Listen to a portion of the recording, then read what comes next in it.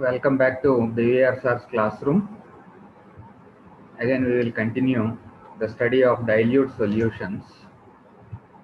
And today we will try to complete these dilute solutions.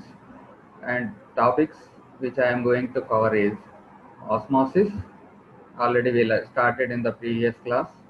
Osmotic pressure and Van Hoff factor. I am BVR. You are welcome to Department of Chemistry, Government Degree College, Ramachandrapuram.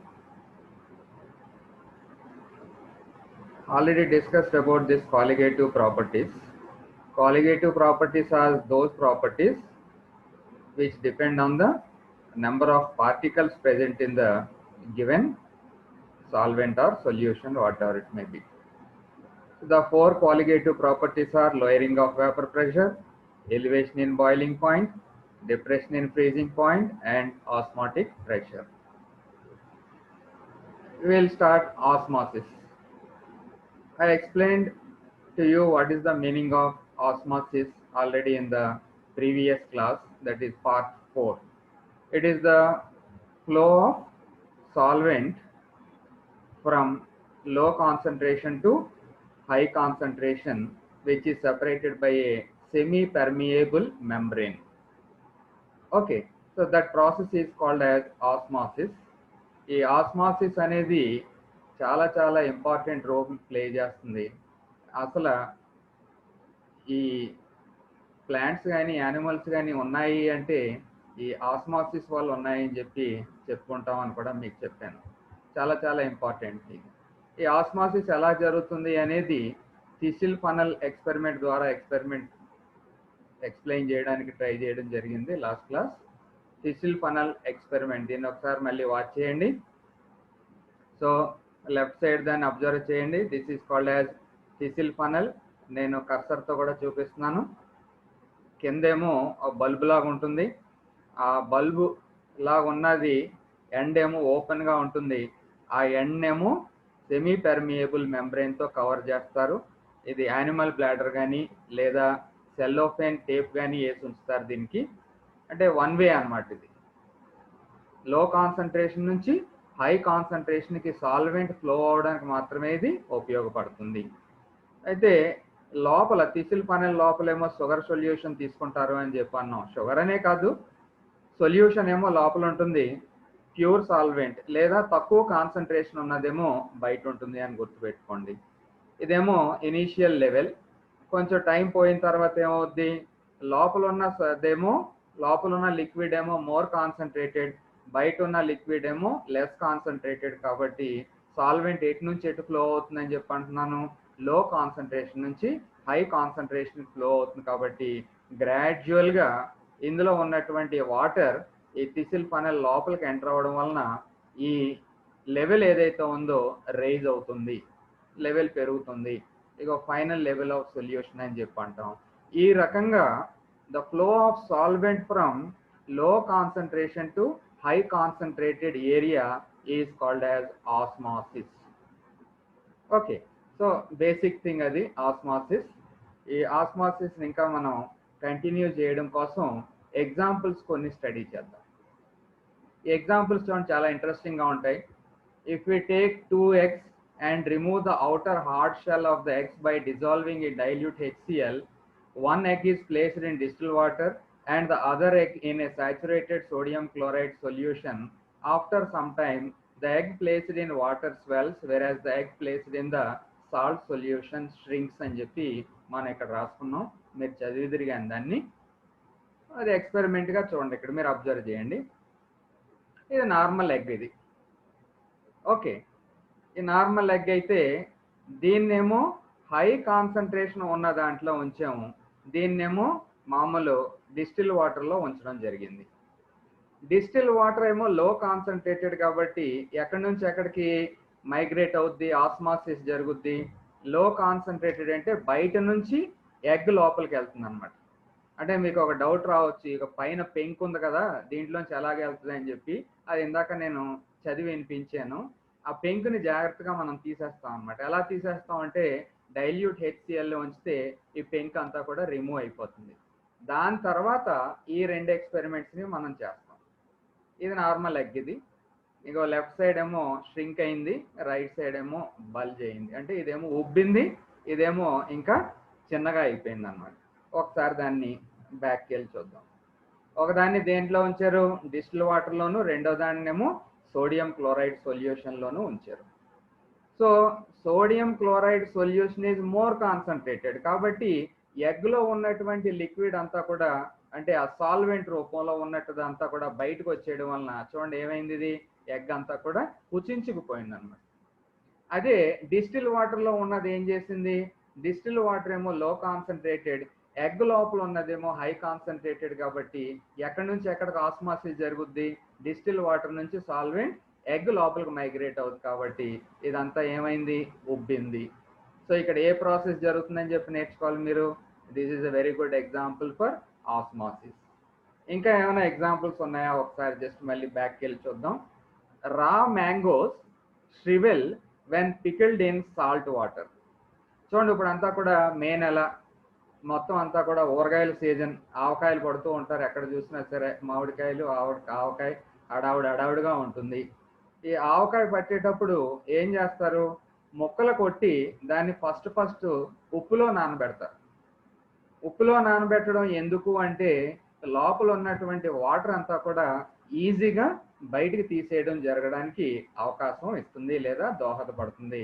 చూడండి ఇగో గిన్నెలో మామిడికాయలు వేసి ఎందులో నానబెట్టారు చూడండి, ఉప్పులో నానబెట్టారు. ఉప్పులో నానబెడితే ఏమైంది, మామిడికాయల లోపల ఉన్నటువంటి నీరంతా బయటికి లాగేయడం జరిగింది. చూడండి అంతా కూడా మామిడికాయలు ఎలా కుచించిపోయినట్టు కనపడుతున్నాయో క్లియర్గా అబ్జర్వ్ చేస్తున్నారని చెప్పి అనుకుంటున్నాను.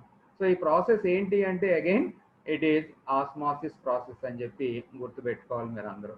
చాలా సింపుల్ ఎగ్జాంపుల్స్ ఇవన్నీ. ఇంకొక ఎగ్జాంపుల్ చూడండి, wilted flowers revive when placed in fresh water. Flowers మనందరికీ చాలా ఇష్టం. ఆ ఫ్లవర్స్ ఏంటంటే ఒడిలిపోయినట్టుగా ఉంటాయి.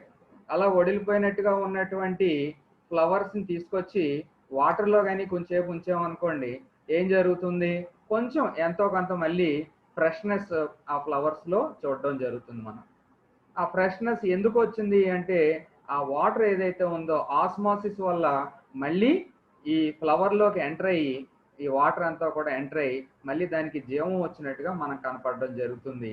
Another example for osmosis. ఇలా మనం నేచర్లో ఎన్ని ఎగ్జాంపుల్స్ అన్నా చెప్పుకోవచ్చు.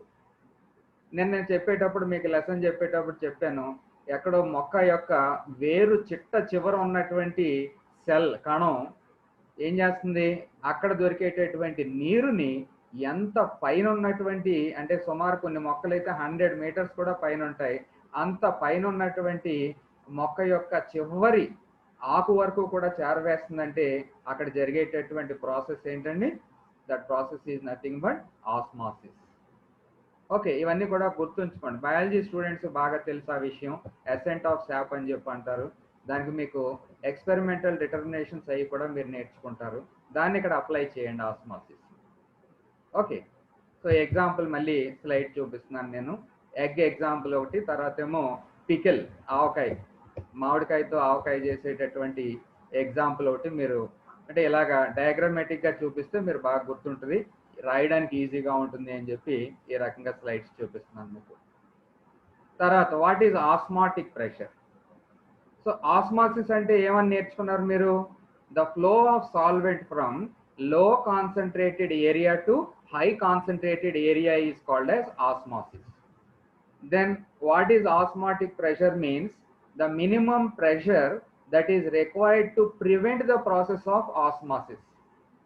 ఆస్మాసిస్ జరగకుండా ఆపడానికి కావలసినటువంటి ఈ మినిమం ప్రెషర్ ఏదైతే ఉందో దాన్ని మనం ఆస్మాటిక్ ప్రెషర్ అని చెప్పి పిలుస్తాం. ఇక్కడ ఈ ఎక్స్పెరిమెంట్ ద్వారా కూడా మీకు చక్కగా ఎక్స్ప్లెయిన్ చేయవచ్చు. దీన్ని అబ్జర్వ్ చేయండి. రైట్ సైడ్ ఇందులో ఉన్నది, ఈ కంటైనర్లో ఉన్నదంతా కూడా ప్యూర్ సాల్వెంట్ అనుకోండి, అంటే లో కాన్సన్ట్రేటెడ్ సొల్యూషన్. లెఫ్ట్ సైడ్ దాంట్లో ఉన్నదేమో సొల్యూషన్. సొల్యూషన్ అంటే సమ్వాట్ హై కాన్సన్ట్రేషన్, అంటే మోర్ దెన్ సాల్వెంట్, ఎంతో కొంత కొంచెం ఎక్కువ కాన్సన్ట్రేషన్ ఉంటుంది. Now these two solutions are separated by semi permeable membrane. ఈ సెమీ పర్మియబుల్ మెంబ్రెయిన్ అనేది కాపర్ ఫెర్రోసైనైడ్ ద్వారా కానీ లేదా యానిమల్ బ్లాడర్ ద్వారా కానీ కొల్లాడియం ఈ టైప్ ఆఫ్ సబ్స్టెన్సెస్ ద్వారా తయారు చేస్తారు దీన్ని. ఓకే, ఇది సెమీ పెర్మియబుల్ మెంబ్రెయిన్ ద్వారా సెపరేట్ చేయబడింది కాబట్టి ఏం జరుగుతుంది, osmosis takes place. When osmosis takes place, what happens, the solvent from right side this area gradually starts moving into this one. Right side నుంచి లెఫ్ట్ సైడ్ కి move అవ్వడం start అవుతుంది. అంటే లో కాన్సన్ట్రేటెడ్ ఏరియా నుంచి హై కాన్సన్ట్రేటెడ్ ఏరియాలోకి మూవ్ అవ్వడం మొదలవుతుంది. Okay, అలా మూవ్ అయినప్పుడు ఏం జరుగుతుంది, ఇది పిస్టన్ అనుకున్నారనుకోండి, ఈ పిస్టన్ హైట్ గ్రాడ్యువల్ గా పెరుగుతూ ఉంటుంది. ఓకే, సో ఇక్కడ ఆ ప్రెషర్ ఎంత ఉంది అంటే P అట్మాస్ఫియర్ ఉంది అని చెప్పి చెప్పుకుంటున్నాం. ఇక్కడ ఆస్మాసిస్ జరగకుండా ఆపడానికి కావలసినటువంటి ఆ మినిమం ప్రెషర్ ఏదైతే ఉందో దాన్నే మన ఆస్మాటిక్ ప్రెషర్ అంటాం. And it is denoted by the letter pi. I hope you got the explanation regarding this. So the minimum pressure required to stop this process of osmosis is called as osmotic pressure. Okay, దాన్ని మీరు ఎలాగైనా రాయండి, మీకు ఎలాగ అర్థమైతే అలా రాయొచ్చు. ఇందులోంచి రైట్ సైడ్ కాలం నుంచి లెఫ్ట్ సైడ్ కాలంకి సాల్వెంట్ ఫ్లో అవ్వకుండా ఆపడానికి కావాల్సినటువంటి ప్రెషర్ని ఆస్మాటిక్ ప్రెషర్ అని చెప్పి పిలుస్తాము.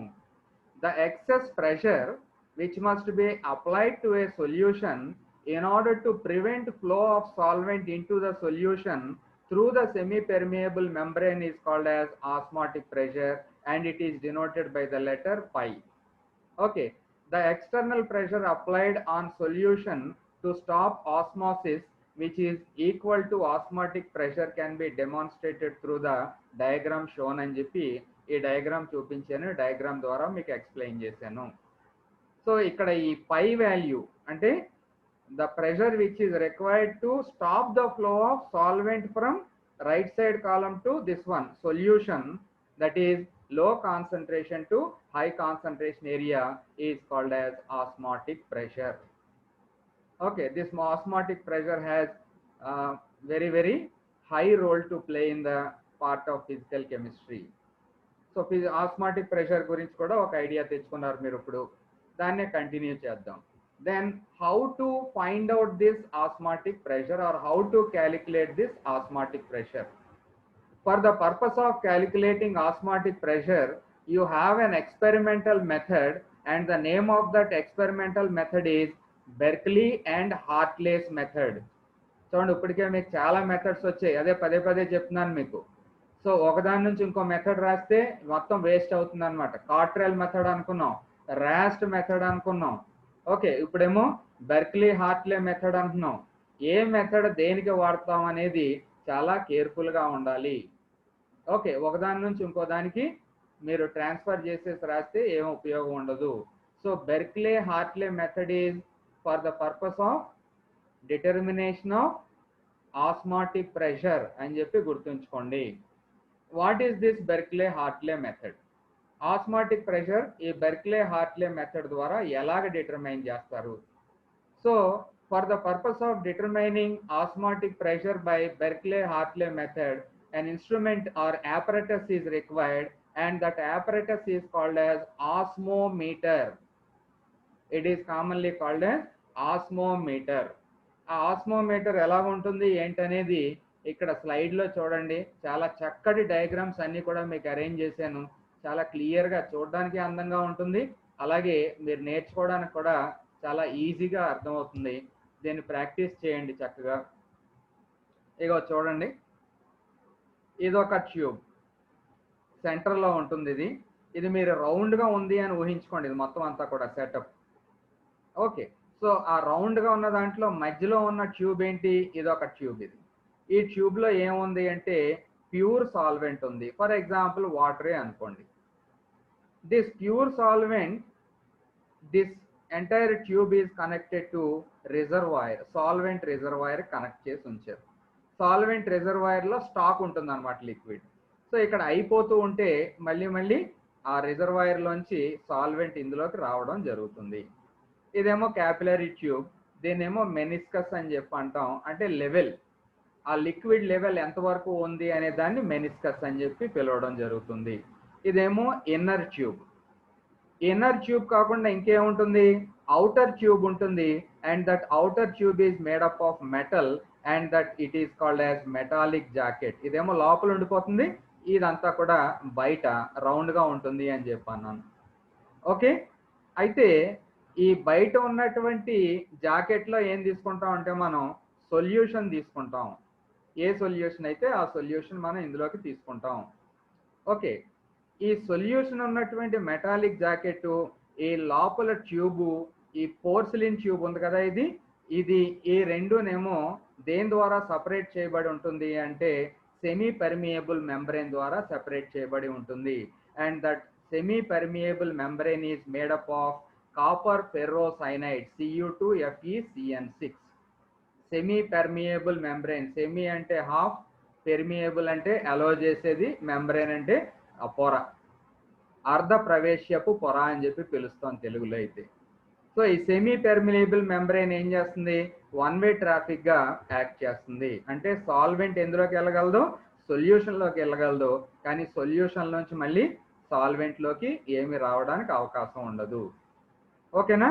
సో మనం ఇప్పుడు ఎక్స్పెరిమెంట్ స్టార్ట్ చేసాం అనుకోండి, ఎక్స్పెరిమెంట్ స్టార్ట్ చేస్తే ఏమవుతుంది, సాల్వెంట్ లోంచి సాల్వెంట్ మాలిక్యూల్స్ అంటే ఈ మధ్య ట్యూబ్ లోంచి సాల్వెంట్ మాలిక్యూల్ గ్రాడ్యువల్ గా సొల్యూషన్ లోకి మైగ్రేట్ అవడం మొదలవుతుంది. ఓకే, ఎలాగా, త్రూ సెమీ పెర్మియబుల్ మెంబ్రెయిన్ అలా మైగ్రేట్ అవుతూ ఉంటుంది. అలా మైగ్రేట్ అవడం వల్ల ఏమవుద్ది, ఇక్కడ ప్రెషర్ పెరిగి నెమ్మదిగా పిస్టన్ పైకి వెళ్ళడం జరుగుతుంది. ఓకే, సో ఈ పిస్టన్ పైకి వెళ్ళడం జరుగుతున్నప్పుడు ఏం చేస్తామంటే మనం ఇక్కడ ఈ మెనిస్కస్ లెవెల్ కాన్స్టెంట్ గా ఉండేలాగా మెయింటైన్ చేస్తూ ఇక్కడ ప్రెషర్ ఎంత ఉంది అనేది ఫైండ్ అవుట్ చేస్తాం. ఇంకో ప్రెషర్ గేజ్, ఆ ప్రెషర్ ఎంత ఉంది అనేది ఫైండ్ చేస్తే వచ్చేటటువంటి ప్రెషర్నే మనం ఆస్మాటిక్ ప్రెషర్ అని చెప్పి పిలవడం జరుగుతుంది. This is the experimental setup, చాలా easy experiment. Okay, osmotic pressure can be determined experimentally by means of an apparatus called as osmometer. Berkeley and Hartley employed the technique of applying external pressure on the solution just enough to prevent osmosis. The osmometer consists of a porcelain tube with copper ferrocyanide membrane as a semi-permeable membrane annanu, deposited in its walls, is enclosed in a metallic jacket. The tube is fitted with a reservoir of pure solvent water at one end and a capillary tube at the other. Mechanical pressure can be applied on the solution with a piston connected to a pressure gauge. ఆ రకంగా మనం ఈ experiment ని complete చేస్తాం. The inner porcelain tube is filled with pure solvent, చెప్పాను మీకు, and the jacket with the solution whose osmotic pressure is to be determined. దేన్నైతే osmotic pressure మనం డిటర్మైన్ చేస్తాం దాన్ని అవుటర్ జాకెట్ లో ఉంచడం జరుగుతుంది. The level of the solvent meniscus in the capillary tube will tend to move down as solvent flows into the solution across the membrane. Then the pressure is applied through the piston so that the meniscus becomes stationary. ఆ meniscus మారకుండా స్టేషనరీగా ఉండే విధంగా మనం pressure apply చేస్తాం. It indicates that osmosis has been stopped and now the pressure recorded by the pressure gauge gives osmotic pressure of the solution. So నేను ఏదైతే explain చేశానో అదే విషయాన్ని ఇక్కడ రాయడం జరిగింది, దాన్ని మీరు ఫాలో అవుతారు. ఓకే, నెక్స్ట్ మనం రోల్ ఏంటి అంటే determination of molecular weight from osmotic pressure. మీరు గ్యాషియస్ స్టేట్ చెప్పేటప్పుడు నేర్చుకున్నటువంటి ఫార్ములా ఒకటి ఉంది, PV = nRT. అదే దాన్ని మనం ఇక్కడ ఆస్మాటిక్ ప్రెషర్ నుంచి మాలిక్యులర్ వెయిట్ డిటర్మిన్ చేయడానికి ఉపయోగిస్తాం. Osmotic pressure measurements are employed for finding molecular weight of polymers, example plastics gani, proteins gani, starch, which have high molecular weights. High molecular weights ఉన్నటువంటి ఈ substances యొక్క molecular weight ని determine చేయడానికి osmotic pressure method ని employee చేస్తారా అని చెప్పి తెలుసుకుంటున్నాం మనం. Knowing the osmotic pressure of a given solution, the molecular weight of the solute can be calculated from Van 't Hoff equation. So మనం ఐడియల్ గ్యాస్ ఈక్వేషన్ లాగా van't Hoff equation ఉంది. Ideal gas equation is PV is equal to NRT. So ఇక్కడ van't Hoff equation is pi V is equal to NRT. అక్కడ P అంటే pressure, ఇక్కడ pi అంటే osmotic pressure, అదే difference. So pi V is equal to NRT, that will be equal to n is nothing but number of moles. Number of moles is weight by molecular weight. కాబట్టి formula ఏమవుతుంది, small w by small m కానీ capital m ఏదైనా రాయొచ్చు, RT అవుతుంది. Rm is equal to WRT by 5V వచ్చింది. where m is equal to molecular weight of solute, W is equal to weight of solute in grams, R value later atmosphere లో కానీ తీసుకుంటే 0.0821 అవుతుంది. Temperature ఏమో absolute స్కేల్లో తీసుకోవాలి, అంటే T degrees C plus 273 K. పై ఏమో osmotic pressure in atmospheres, V is volume of solution in litres. దాన్ని బేస్ చేసుకుని మీకు ఒక ప్రాబ్లం కూడా ఇక్కడ నోట్ చేయడం జరిగింది, ఆన్సర్ కూడా ఇచ్చాను, దీన్ని ట్రై చేయండి. A solution of glycerol containing 1.82 grams per liter has an osmotic pressure of 51.8 centimeters of mercury at 10 degrees C. What is the molecular weight of glycol అని చెప్పి అడిగారు. దాన్ని సాల్వ్ చేస్తే మీకు ఆన్సర్ 62 వస్తున్నట్టుగా తెలుస్తుంది.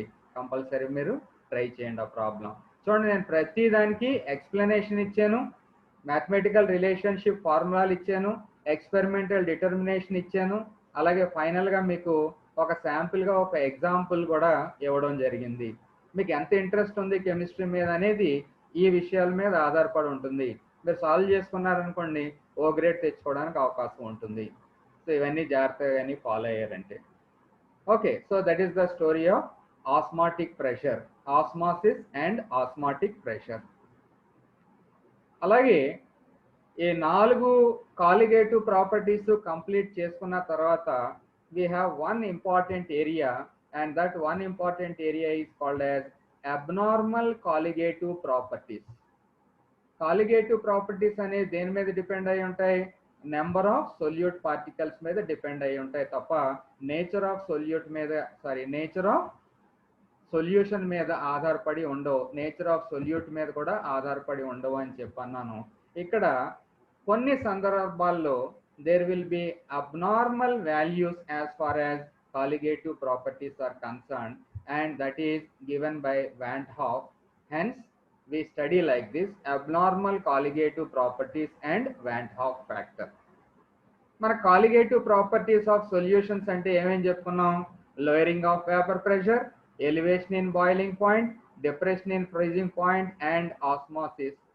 As I told you, they solely depend on number of solute particles present in the solution and not on their nature.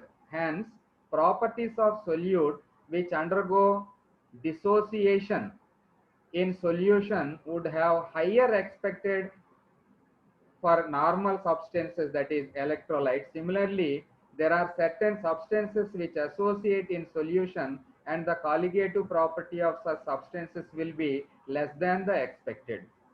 అంటే ఏంటంటే Raoult's లా చెప్పేటప్పుడు మీకు లిమిటేషన్స్ చెప్పాను. ఆ లిమిటేషన్స్ లో థర్డ్ లిమిటేషన్ కానీ చూసినట్టయితే ఎలక్ట్రోలైట్స్ అయి ఉండకూడదు, అందులో ఎక్కడ కూడా అసోసియేషన్ కానీ డిసోసియేషన్ కానీ జరగకూడదు అని చెప్పి నేర్పించాను మీకు. ఇక్కడ ఆ విషయం ఇప్పుడు మన దగ్గరకు వస్తుంది అన్నమాట. సో మనం తీసుకున్నటువంటి solute it should not get associated or dissociated. Dissociate అయితే ఏమవుతుందంటే విడిపోవడం, విడిపోతే ఏమవుద్ది, number of solute particles increases. ఇక్కడ కాలిగేటివ్ ప్రాపర్టీ అనేది దేని మీద ఆధారపడి ఉంది, నెంబర్ ఆఫ్ సొల్యూట్ పార్టికల్స్ మీద ఆధారపడి ఉంది. కాబట్టి when the number of solute particles increases, what happens to colligative property increases. అలాగే sometimes there may be possibility of association, associate అయిపోతాయి మాలిక్యూల్స్. అసోసియేట్ అయినప్పుడు నెంబర్ ఆఫ్ పార్టికల్స్ డిక్రీజ్ అవుతాయి. మరి number of particles decrease అయితే what happens to colligative property also decreases. So అప్పుడు మనకి abnormal colligative properties వస్తాయి అని చెప్పి వాన్ 't హాఫ్ అనే ఆయన చెప్పడం జరిగింది. దీని నుంచి ముఖ్యమైన రిలేషన్ మనం ఇంతవరకు మాలిక్యులర్ వెయిట్ అయితే క్యాలిక్యులేట్ చేస్తాం, కానీ ఇక్కడ మాలిక్యులర్ వెయిట్ కి కాలిగేటివ్ ప్రాపర్టీకి రిలేషన్ ఆల్రెడీ చూసాం మనం. m is proportional to 1 by colligative property. The colligative property may be lowering of vapor pressure, osmotic pressure, elevation in boiling point or depression in freezing point. కానీ ఆ రెండాటికి relation ఎలా ఉంది? If colligative property increases, molecular weight decreases, and if colligative property decreases, molecular weight increases. అవి రెండు కూడా inverse relation ఉంది కాబట్టి జాగ్రత్తగా మనం నేర్చుకోవాల్సినటువంటి అవసరం ఉంది. సో జాగ్రత్తగా క్యాలిక్యులేషన్ చేయాలి. అంటే అసోసియేషన్ కానీ డిసోసియేషన్ కానీ ఉంటే కంపల్సరీగా ఈ విషయాన్ని దృష్టిలో పెట్టుకోవాలి. Hence the observed molecular weight of substances which dissociate in solution is always found to be less than the real molecular weight, and for substances which associate in solution will have molecular weight higher. చూడండి ఎలా మారిపోయిందో.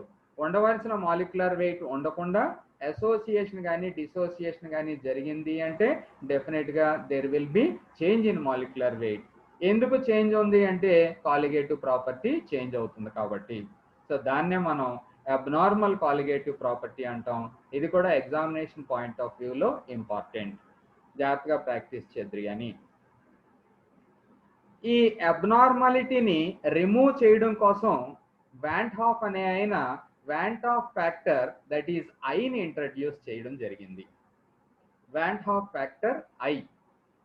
To account for the above anomalies, van't Hoff introduced a factor I in the equation phi v is equal to RT. PV is equal to RT లాగా phi v is equal to RT ఉంటుంది అని చెప్పన్నాను.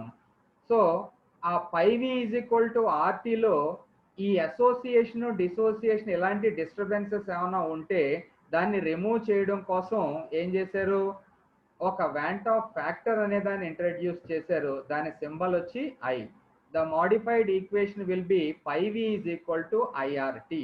The factor I can be defined by the expression I is equal to observed osmotic pressure by normal osmotic pressure. So observed osmotic pressure అంటే మనం experimental గా calculate చేసింది ఎక్కువ ఉంది అనుకోండి, అప్పుడు I ఎక్కువ వస్తుంది, తక్కువ ఉంటే తక్కువ వస్తుంది. అలాగే same now since osmotic pressure behaves like other colligative properties, I is equal to observed delta P అంటే lowering of vapour pressure by normal lowering of vapour pressure, లేదా that is equal to observe delta TB by normal delta TB. అలాగా అంటే colligative properties అన్నీ కూడా ఒకటే కాబట్టి. So I is equal to observed colligative property by normal colligative property అవుతుంది అని చెప్పి మీరు చూసుకోవాల్సి ఉంది. Now since molecular weight of a solute is inversely proportional to the colligative property, the factor I becomes. So molecular weight కి colligative property relation ఏంటని చూసాం ఇందాక, ఇన్వర్స్ గా ఉంటుంది. కాబట్టి I is equal to ఆ పైన రాసిన ఫార్ములా ఇదే స్లైడ్ లో అది రివర్స్ అవుతుంది. Normal molecular weight divided by observed molecular weight అవుతుంది. Okay, for normal substances that is which neither associate nor dissociate, the value of I is always unity. Association గానీ dissociation గానీ జరగలేదు అనుకోండి, problem లేదు, as it is గా I value 1 ఉండిపోతుంది. So ఈ want Hoff factor మనం అప్లై చేయాల్సినటువంటి అవసరం ఉండదు. ఇప్పుడు చూద్దాం.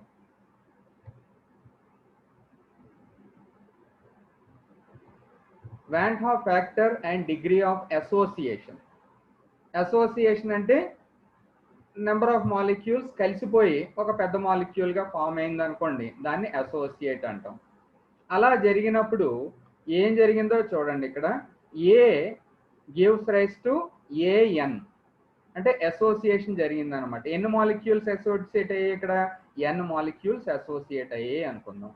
అప్పుడు ఇనీషియల్ నెంబర్ ఆఫ్ మోల్స్ 1 తీసుకున్నాం అనుకోండి. అంటే initial number of moles of A ఎంత? 1. కానీ అప్పుడు ఇనీషియల్ గా ఏం ఉండదు ఇది. కానీ after some time equilibrium establish అయిన తర్వాత number of moles after association ఎంత అవుతుందో చూడండి, 1 మైనస్ ఆల్ఫా అయిపోతుంది. వాట్ ఈజ్ ఆల్ఫా అంటే ఇక్కడ డిగ్రీ ఆఫ్ అసోసియేషన్, అంటే ఎన్ని మాలిక్యూల్స్ అసోసియేట్ అవ్వగలవు, అవి ఒక పెద్ద మాలిక్యూల్ ఫామ్ అవ్వగలదు అనే దాన్ని డిగ్రీ ఆఫ్ అసోసియేషన్ అంటాం. సో ఆ డిగ్రీ ఆఫ్ అసోసియేషన్ ఎంత ఉంటే ఆ చివరికి అన్ని మిగులుతాయి అని చెప్పి number of moles after association ఎంత అవుద్ది? 1 మైనస్ ఆల్ఫా. మరి అసోసియేషన్ జరిగిన తర్వాత ఫైనల్గా ఎన్ని ఉంటాయి అంటే అసోసియేట్ అయిన మాలిక్యూల్ ఆల్ఫా బై ఎన్ ఉంటాయని చెప్పి మనకు తెలుస్తుంది. Total number of moles of after association ఎంత అవుతుంది? రెండాటిని కలిపేయండి. 1 minus alpha plus alpha by N. The number of particles if there were no association, association కానీ డిసోసియేషన్ కానీ లేకపోతే ఎంత? 1 ఉంటుంది అని తెలుసు మనకి. From definition of the van't Hoff factor I is equal to observed colligative property by normal colligative property అని చెప్పి మనకి తెలిసినటువంటి విషయమే. దాని నుంచి చూడండి, now since colligative effect is proportional to the number of particles present which in turn is directly proportional to the number of moles, దేనికి number of particles proportional గా ఉంటుంది colligative ప్రాపర్టీ. అది ఇన్ టర్న్ దేనికి directly proportional? Number of moles. కాబట్టి దాన్ని ఇక్కడ ఈ ఫార్ములాలో substitute చేయొచ్చు. I is equal to 1 minus alpha plus alpha by n, ఇందాక మనం తీసుకున్నటువంటి ఫార్ములా by 1. ఓకే, ఇదేంటిది? ఇది మనం క్యాలిక్యులేట్ చేసినటువంటి కాలిగేటివ్ ప్రాపర్టీ బై ఇదేంటి? Normal colligative property is equal to, అప్పుడు ఏమవుతుంది? ఇది కింద 1 కాబట్టి 1 minus alpha plus alpha by N అవుతుంది. That is equal to 1 minus alpha into 1 minus 1 by N. దాన్ని సింప్లిఫై చేస్తే alpha degree of dissociation will be equal to 1 minus I by 1 minus 1 by N. So ఫైనల్గా మనం ఈ formula కోసం ఈ ప్రయత్నం అంతా చేసామన్నమాట. So degree of dissociation alpha ఈ రకంగా వస్తుంది. వాన్ హాఫ్ ఫ్యాక్టర్ అడిగారంటే అసోసియేషన్ వరకు దీని గురించి రాయాలి. Thus by knowing the value of n, number of simple molecules that combine to give one associated molecule, and alpha degree of association, the value of I Van Hoff factor can be calculated. మనకు కావాల్సినటువంటి I వాల్యూని దీని నుంచి calculate చేయొచ్చు. ఈ మొత్తం అంతా కూడా వాన్ హాఫ్ అనే ఆయనకు చెప్పారు కాబట్టి as a small token of gratitude ఆయన ఫోటో పెట్టుకున్నాం ఇక్కడ వాన్ హాఫ్. ఇది చూడండి, వాన్ హాఫ్ ఫ్యాక్టర్ I. ఇదేమో గ్లూకోజ్ C6H12O6. గ్లూకోజ్లో అసోసియేషన్ కానీ డిసోసియేషన్ కానీ జరగదు కాబట్టి I is equal to 1 ఉండిపోతుంది. Sodium chloride is ionic substance. అది డిజాల్వ్ చేసినప్పుడు ఏమవుద్ది?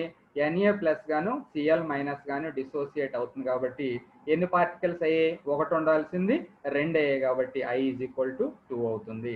కాల్షియం క్లోరైడ్ CaCl2 డిజాల్వ్ చేసినప్పుడు ఏమవుద్ది? Ca2 ప్లస్ అయాన్ గాను 2 Cl మైనస్ అయాన్లు గాను డిసోసియేట్ అవుతాయి కాబట్టి ఇక్కడ టోటల్ నెంబర్ ఆఫ్ అయాన్స్ ఎన్నిగా గుర్తించాలి? మనం 3 అయాన్స్ గా చూడవలసినటువంటి అవసరం ఉంది. ఓకే, అలాగే van't Hoff factor and degree of dissociation. Van't Hoff factor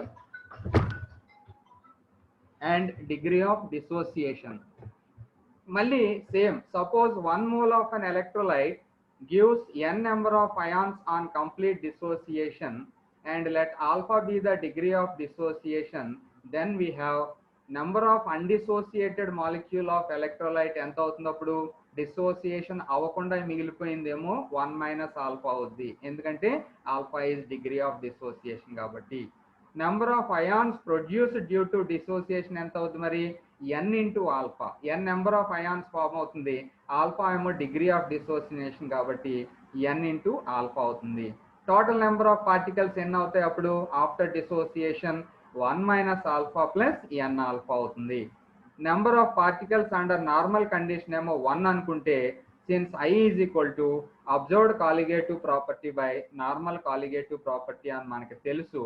so దాన్ని I is equal to observed colligative property ఏదైతే ఉందో ఆ వాల్యూ ఎంత అవుతుందో రాస్తారు మీరు. ఓకే, ఎంత అవుతుందో value? 1 minus alpha plus n alpha by 1 అవుతుంది. 1 is normal colligative property and this one will be observed colligative property. ఎందుకని? Now since colligative effect is proportional to the number of particles which in turn is directly proportional to number of moles. The above expression can be represented as, అంటే ఈ expression I is equal to observed colligative property by normal colligative property ని ఇలాగా I is equal to 1 minus alpha plus n alpha by 1 అని రాస్తాం. దాన్ని rearrange చేస్తే I minus 1 is equal to alpha into n minus 1 అవుతుంది. Therefore మనకి ఫైనల్గా వచ్చేది ఏంటంటే alpha is equal to I-1/n-1 అనే ఫార్ములా వస్తుంది. సో డిగ్రీ ఆఫ్ అసోసియేషను అలాగే degree of dissociation. Here n is the number of ions produced by dissociation of 1 mole of the substance అని చెప్పి మనం నేర్చుకుంటున్నాం. చూడండి, ఈ రకంగా మనం వ్యాంట్ హాఫ్ ఫ్యాక్టర్ని వ్యాంట్ హాఫ్ ఫ్యాక్టర్ ఎప్పుడు ఉపయోగించాలి? అబ్నార్మల్ కాలిగేటివ్ ప్రాపర్టీస్ ఉంటే వ్యాంట్ హాఫ్ ఫ్యాక్టర్ని యూజ్ చేయాల్సి ఉంటుంది. సో వ్యాంట్ హాఫ్ ఫ్యాక్టర్ని యూజ్ చేసేటప్పుడు ఈ I అనే దాన్ని πv is equal to RT అనే ఫార్ములాలో సబ్స్టిట్యూట్ చేయాలి. So πv is equal to IRT అవుతుంది. అప్పుడు van't Hoff factor and degree of association ఏమో ఒక కండిషను. సో ఆ కండిషన్కి సంబంధించి ఫార్ములా ఏమొచ్చిందో గుర్తుపెట్టుకోవాలి. Alpha is equal to 1 - I/1 - 1/n అనే ఫార్ములా వచ్చింది. అది ఎప్పుడది? అసోసియేషన్ జరిగినప్పుడు. తర్వాతది డిగ్రీ ఆఫ్ డిసోసియేషన్ అంటే విడిపోయినప్పుడు ఏ ఫార్ములా వస్తుందో చూడండి. డిగ్రీ ఆఫ్ డిసోసియేషన్ జరిగింది అంటే ఆల్ఫా ఈజ్ ఈక్వల్ టు వచ్చే formula alpha is equal to I-1/n-1 అనే ఫార్ములా వస్తుంది. ఓకే, సో ఈ రకంగా వ్యాంట్ హాఫ్ ఫ్యాక్టర్ని కూడా మీరు ప్రాక్టీస్ చేసి రెడీగా ఉంటారు. So this is the chapter called as dilute solutions. So dilute solutions నుంచి మనం ఎగ్జామినేషన్ పాయింట్ ఆఫ్ వ్యూలో అవుట్ ఆఫ్ 75 మార్క్స్ మీకు అని తెలుసు 20 మార్క్స్ దాకా రావడానికి అవకాశం ఉందండి. మినిమం అయితే 15 మార్క్స్. 15 మార్క్స్ అంటే 10 మార్క్స్ క్వశ్చన్ ఒకటి, 5 మార్క్స్ క్వశ్చన్ ఒకటి కంపల్సరీగా ఉంటుంది. ఇంకా మీకు టైం బాగుంది అంటే ఇది బాగా ప్రాక్టీస్ చేశారంటే ఈ చాప్టర్ మీకు ఒక 10 marks question and 2 5 marks question కూడా ఆన్సర్ చేసే విధంగా అవకాశం వస్తుంది. సో చాలా బాగా ఎవరైతే మీరు ఇందులోకి అటెండ్ అయ్యారో వాళ్ళందరూ కూడా బాగానే అర్థమై ఉంటుంది అని చెప్పి అనుకుంటున్నాను. బాగానే ప్రాక్టీస్ చేయగలుగుతారు. నెంబర్ ఆఫ్ స్టూడెంట్స్ అయితే తక్కువ మంది అటెండ్ అవుతున్నారు. మిగిలిన వాళ్ళు తర్వాత అయినా యూట్యూబ్లో అప్లోడ్ చేస్తున్నాను మీకోసం. చాలా టైం పడుతుంది నాకు యూట్యూబ్లో అప్లోడ్ చేయడానికి. అదిని తర్వాత అయినా మీరు ఇవన్నీ కూడా జాగ్రత్తగా స్టడీ చేసి అర్థం చేసుకుని మంచి మార్కులు తెచ్చుకోవడానికి ప్రాక్టీస్ చేస్తారు అని చెప్పి అనుకుంటున్నాను. నెక్స్ట్ నేను చెప్పే చాప్టర్ ఏమో అయానిక్ ఈక్విలిబ్రియం. మళ్ళీ ఎప్పుడు చెప్తాను అనేది టైం పెడతాను. రేపు నుంచి దాన్ని అయానిక్ ఈక్విలిబ్రియం స్టార్ట్ చేసుకుందాం. అది కూడా ఇంపార్టెంట్ చాప్టరే. సో ఈ చాప్టర్లో ఉన్నటువంటి మెయిన్ కోర్ క్వశ్చన్స్ ఏంటంటే important questions Raoult's law, 4 colligative properties, that is lowering of vapour pressure with experiments, అలాగే elevation in boiling point, depression in freezing point, osmotic